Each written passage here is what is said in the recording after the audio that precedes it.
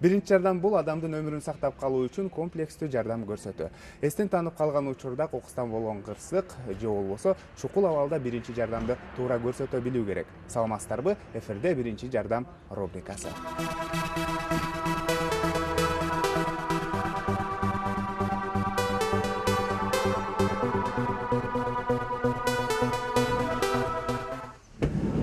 Биринчи жардамды негизинен көпчүлүк адамдар тез жардам кызматында иштеген дарыгерлер көрсөтөт деп билишет.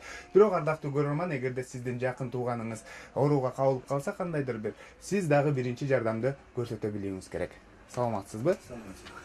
Бүгүнкү биздин программабыз инсульт оорусу жөнүндө болгонуна байланыштуу. Мына ушул инсульт оорусуна жакын тууганыбыз кабылып калса, кантип биринчи жардамды көрсөтүү керек? Тез жардам кызматы келгенге чейин. Туура айтасыз. Азыр инсульт оорусу аябай көп учураган оорулардын бири болгондугуна байланыштуу андай случайлар көп болот. Бирок эми жакындагы туугандары же жанында турган кишилер жардам көрсөтүш керек. Бирок ал тез жардам келечекте эмнелерди билиш керек. Биринчи биз тез жардамга келгенде ал орунда кыймылдатпаганга аракет кылабыз. Кандай болсо да, кандай отурса да ошол жерде кыймылдатпай кармап турган. Эгер ал орун кан басымы көбөйүп билген болсо, кичине таблеткаларды берип турса болот. Кандын басым түшүрүш үчүн. А калган жардамды баары эле тез жардам келгенден көтөрүп атат. Кыймылдатпай тез жардам чакырыш керек экен. Анан инсульт оорусуна кабылгандыгын кантип аныктаса болот?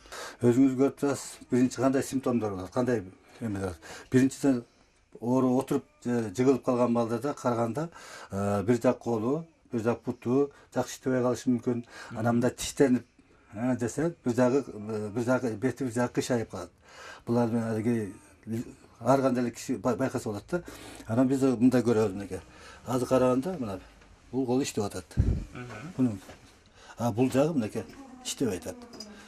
Бул инсульт оорусунун белгилери экен да? Бул белгилери. Эгерде жакын адамыбыз инсультка кабылып же болбосо эстен танып калса, биз ал инсульт экенин билбей эле эмоцияга берилип, аны укалап же болбосо жайынан жылдыра калабыз да. Бул нерсе туурабы? Эми эмоция алынбаш керек. Ал сиз туура айтып атасыз.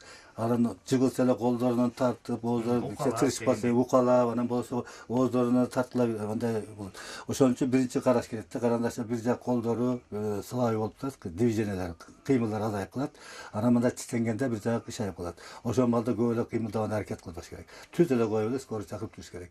Биздин элдер действительно кедалигинде аракет кылып, нары тартып, бери тартып, ал ооруну күчөтүп коюшу мүмкүн. Ошон үчүн эң негизгиси ордунда эле кармап туруп, скорый чакырып коюп, тез жардам чакырып койсо, биз өзүбүз калган жардамды көрсөтөбүз. Инсульт ооруга кабылганда дарыгерлердин айтымында адам же болбосо бейтап эпилепсияга дагы кабылышы мүмкүн деп айтышат да. Мына ушул эпилепсия учурунда кандай биринчи жардам көрсөтүү керек? Бул маалда дагы андай тырышып, карышып, колдор эме болуп атат да. Ошол маалда эпилепсия болгондо анда тишин тиштеп алышы мүмкүн. Анда жанакы колунда эмне предмет болсо, кичине тряпка илип атып, тишине салып коюш керек. Тишин тиштеп албаш үчүн. Обычно судорог тартышуулар пайда болот да. Анан бөлөк нерседен кереги жок. Калгандары өзү өтүп кетет.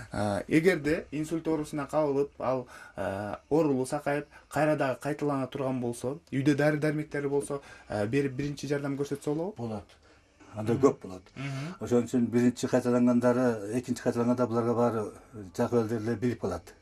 Кандай ооруду, эмне дары берди, алар өзү жак элдер баары эле билет кандай.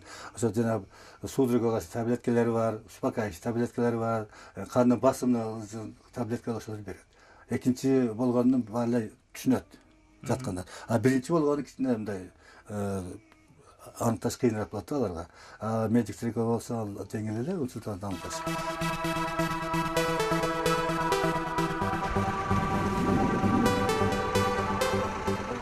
Бардык иштин ийгиликтүү аякташы биринчи кадамдан көз каранды. Ал эми сиздин жана биздин ден соолук биринчи жардамдан көз каранды экендигин унутпаңыз, замандаш.